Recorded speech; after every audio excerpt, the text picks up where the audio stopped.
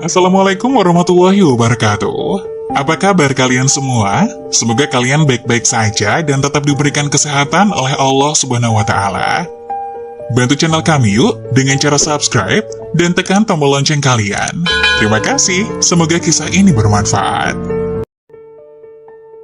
Kisah nyata wanita ini kena azab di tanah suci, terungkap ternyata lakukan hal ini. Sebuah kisah nyata yang mungkin bisa memberikan gambaran bagi para wanita tentang azab di tanah suci karena hal yang mungkin saja sudah biasa dilakukan namun tanpa disadari malah mengundang dosa. Kita mungkin sering mendengar dari berbagai hadis atau kajian agama bahwa mayoritas penghuni neraka adalah para wanita. Lantas mengapa bisa sampai seperti itu? Ternyata di dalam sebuah hadis diceritakan alasan mengapa neraka penduduknya mayoritas adalah para wanita. Seselesainya dari sholat kusuf, sholat gerhana matahari, Rasulullah Shallallahu Alaihi Wasallam bersabda, menceritakan surga dan neraka yang diperlihatkan kepada beliau ketika sholat. Dan aku melihat neraka, aku belum pernah sama sekali melihat pemandangan seperti hari ini. Dan aku lihat ternyata mayoritas penghuninya adalah para wanita. Mereka bertanya, kenapa para wanita menjadi mayoritas penghuni neraka ya Rasulullah? Beliau menjawab, disebabkan kekufuran mereka. Ada yang bertanya kepada beliau, apakah para wanita itu kufur kepada Allah? Beliau menjawab, tidak. Mereka kufur kepada suami dan mengkufuri kebaikan suami. Seandainya engkau berbuat baik kepada salah seorang istri kalian pada suatu waktu, kemudian suatu hari ia melihat darimu ada sesuatu yang tidak berkenan di hatinya, niscaya ia akan berkata, aku sama sekali belum pernah melihat kebaikan darimu. Hadis riwayat Bukhari, nomor 5197, dan Muslim, nomor 907. Menelisik dari hal tersebut, inilah sebuah kisah nyata yang mungkin saja mampu menggambarkan bagaimana pedihnya siksa neraka bagi seorang perempuan yang lalai dari perintahnya. Bahkan wanita tersebut sampai menangis dan membuat seorang ustazah merinding karenanya. Selama hampir 9 tahun menetap di Makkah sambil mengurus jamaah haji dan umroh, saya telah melalui berbagai pengalaman menarik dan yang pahit.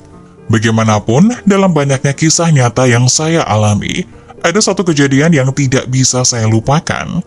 Kisah ini terjadi kepada seorang wanita yang berusia di pertengahan 30-an. Pada saat saya mengurus satu rombongan haji, setibanya wanita tersebut dan rombongan haji di bandara terbang Jeddah, kami sambut dengan sebuah bus. Semuanya terlihat gembira sebab ini adalah pertama kalinya mereka melaksanakan haji. Setelah itu, saya membawa mereka menaiki bus dan dari situ kami menuju Madinah. Alhamdulillah segalanya berjalan lancar hingga kami sampai di Madinah. Tiba di Madinah, semua orang turun dari bus. Turunlah mereka satu persatu sampai tiba pada giliran wanita tersebut. Tanpa sebab yang jelas, tiba-tiba wanita itu jatuh tidak sadarkan diri yang secara langsung setelah menginjak bumi Madinah. Sebagai orang yang diberi tanggung jawab untuk mengurus jemaah itu, saya pun bergegas menuju ke arah wanita tersebut. Jemaah ini sakit, kata saya pada jemaah yang lain. Suasana yang tadinya tenang serta merta bertukar menjadi cemas dan semua jemaah terlihat panik atas kejadian ini. Badan dia panas dan menggigil. Jemaah ini tak sadarkan diri, cepat tolong saya, kita bawa dia ke rumah sakit, kata saya. Tanpa membuang waktu, kami mengangkat wanita tersebut dan membawanya ke rumah sakit Madinah yang terletak tidak jauh dari situ. Sementara itu, jemaah yang lain diantar ke tempat penginapan masing-masing. Sampai di rumah sakit Madinah, wanita itu masih belum sadarkan diri. Berbagai usaha dilakukan oleh dokter untuk memulihkannya, namun semuanya gagal. Sementara itu, tugas mengurus jamaah perlu saya teruskan. Saya terpaksa meninggalkan wanita tersebut di rumah sakit. Namun dalam kesibukan menguruskan jemaah, saya menghubungi rumah sakit Madinah untuk mengetahui perkembangan wanita tersebut. Namun saya diberi kabar bahwa dia masih tidak sadarkan diri. Selepas 2 hari, wanita itu masih juga tidak sadarkan diri. Saya makin cemas. Maklumlah, itu adalah pengalaman pertama saya berhadapan dengan situasi seperti itu. Semua usaha untuk memulihkannya gagal, maka wanita itu dibawa ke rumah sakit Abdul Aziz Jeddah untuk mendapatkan perawatan lanjutan, sebab rumah sakit di Jeddah lebih lengkap kemudahannya dibandingkan rumah sakit Madinah. Namun usaha untuk memulihkannya masih tidak berhasil. Jadwal haji harus diteruskan. Kami berangkat ke Mekah untuk mengerjakan ibadah haji. Selesai haji, saya langsung pergi ke Jeddah. Malangnya, sampai rumah sakit Abdul Aziz, saya diberitahu oleh dokter bahwa wanita tersebut masih koma. Bagaimanapun kata dokter, keadaannya stabil. Melihat keadaannya itu, saya ambil keputusan untuk menunggunya di rumah sakit. Setelah 2 hari menunggu, akhirnya wanita itu membuka matanya. Dari sudut matanya yang terbuka sedikit itu, dia memandang ke arah saya dan terus memeluk saya dengan erat sambil menangis terisak-isak. Ketika itu saya sangat bingung. Saya bertanya kepada wanita itu, "Kenapa kamu menangis?" "Ustazah, saya taubat Ustazah. Saya menyesal. Saya tak akan berbuat lagi hal-hal yang tidak baik. Saya bertobat, betul-betul bertobat." "Kenapa kamu tiba-tiba ingin bertobat?" tanya saya masih dalam keadaan bingung. Wanita itu terus menangis terisak-isak tanpa menjawab pertanyaan saya itu. Tidak lama kemudian dia bersuara menceritakan kepada saya mengapa dia berkelakuan demikian. Cerita yang bagi saya perlu diambil hikmahnya oleh kita semua. "Ustazah, saya ini sudah berumah tangga, menikah dengan laki-laki orang kulit putih, tapi saya salah. Saya ini cuma Islam pada nama dan keturunan saja. Saya tak pernah mengerjakan ibadah, saya tidak sholat, tidak puasa. Semua amalan ibadah saya dan suami tidak pernah saya kerjakan. Rumah saya penuh dengan botol minuman." Dengan suara tersekat-sekat, wanita itu menceritakan, "Ustazah, Allah itu maha besar, maha agung, maha kaya. Semasa koma saya telah diazab dengan siksaan yang benar-benar pedih atas segala kesalahan yang telah saya buat selama ini." "Betulkah?" tanya saya terkejut. "Betul Ustazah, selama koma itu saya telah ditunjukkan oleh Allah tentang balasan yang Allah beri kepada saya. Balasan azab Ustazah, bukan balasan syurga. Saya rasa seperti diazab di neraka. Saya ini seumur hidup tak pernah pakai jilbab. Sebagai balasan rambut saya ditarik dengan bara api. Sakitnya tidak bisa saya ceritakan dengan kata-kata. Menjerit-jerit saya minta ampun kepada Allah.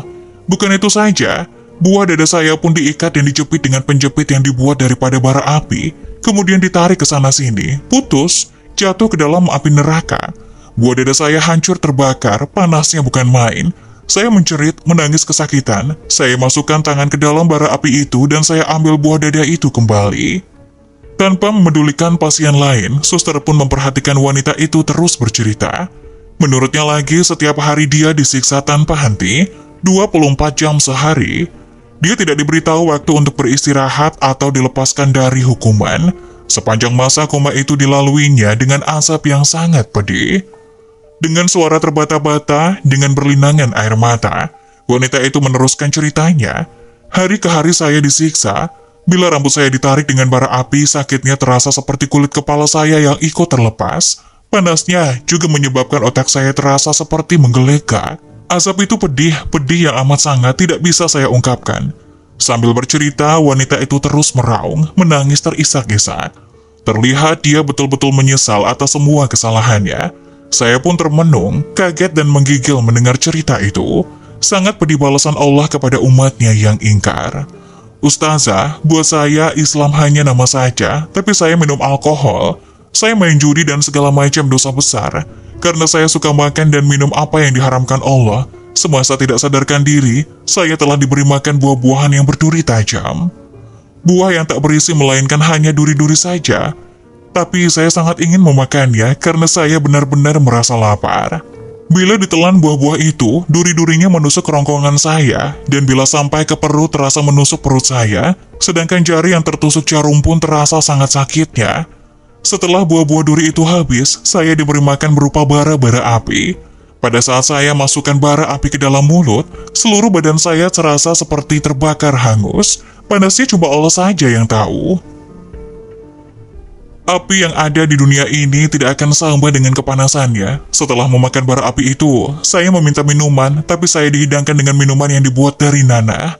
Baunya busuk. Saya terpaksa meminumnya sebab saya sangat merasa haus. Semua terpaksa saya lalui, tak pernah saya alami sepanjang hidup di dunia ini. Saya terus mendengar cerita wanita itu dengan tekun. Sangat terasa kebesaran Allah. Semasa di azab itu, saya merayu memohon kepada Allah supaya diberikan nyawa sekali lagi. Berilah saya peluang untuk hidup sekali lagi. Tak berhenti saya memohon. Saya berjanji tidak akan mengulangi kesalahan saya. Saya berjanji tidak akan ingkar atas perintah Allah dan akan jadi muslimah kafah. Saya berjanji kalau saya dihidupkan kembali, saya akan perbaiki segala kekurangan dan kesalahan saya dahulu. Saya akan mengaji, akan sholat, akan puasa yang selama ini saya tinggalkan. Saya hanya bisa termenung mendengar cerita wanita itu. Benarlah, Allah itu Maha Agung dan Maha Berkuasa. Kita manusia ini tak akan terlepas dari balasannya. Kalau baik amalan kita, maka baiklah balasan yang akan kita terima. Kalau buruk amalan kita, maka asaplah kita di akhirat kelak.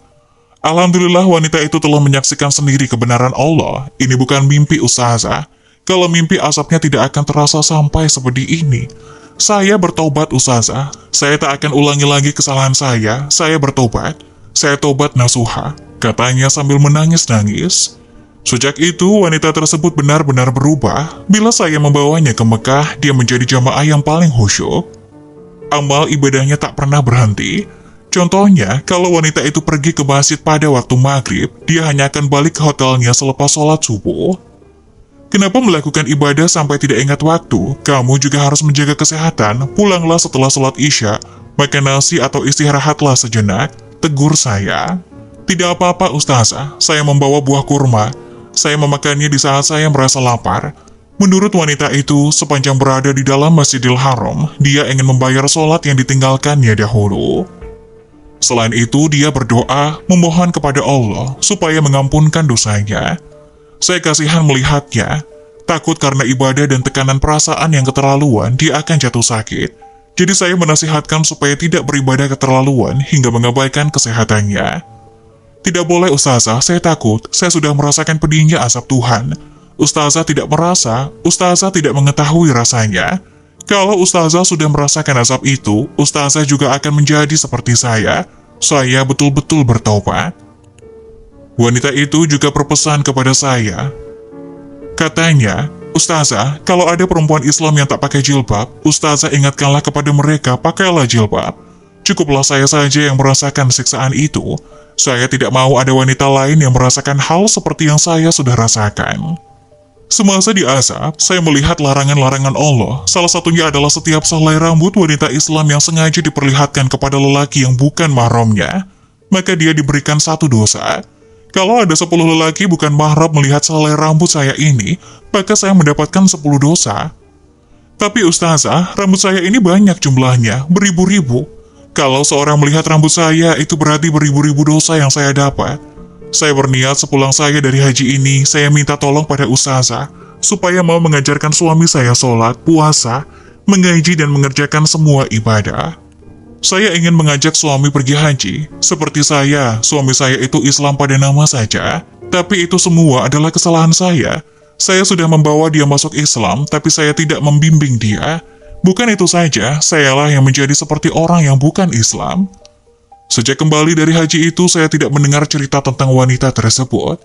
Bagaimanapun, saya percaya dia sudah menjadi wanita yang benar-benar soleha. Adakah dia berbohong kepada saya tentang ceritanya di azab semasa koma? Tidak, saya percaya dia berkata benar. Jika dia berbohong, kenapa dia berubah dan bertobat nasuha? Satu lagi, cobalah bandingkan azab yang diterimanya itu dengan azab yang digambarkan oleh Allah dan Nabi dalam Al-Quran dan hadis. Adakah ia berbohong? Benar, apa yang terjadi itu memang kita tidak dapat membuktikannya secara ilmiah. Tapi bukankah soal dosa dan pahala, syurga dan neraka itu perkara gaib? Janganlah bila kita sudah meninggal dunia, bila kita sudah diazab, barulah kita mau percaya bahwa, oh, memang benar apa yang Allah dan Rasul katakan, aku menyesal. Itu sudah terlambat. Raihlah 5 peluang sebelum datang 5 rintangan. Kaya sebelum miskin, senang sebelum susah, sehat sebelum sakit, muda sebelum tua, dan waktu hidup sebelum mati. Semoga kisah ini membawa kita menjadi umat yang lebih mengerti bahwa dunia bukanlah tempat terakhir. Masih ada akhirat, masih ada alam lain yang sudah menanti kita, sebagaimana dituliskan dalam Al-Quran. Semoga kita menjadi umat yang senantiasa beribadah kepada Allah.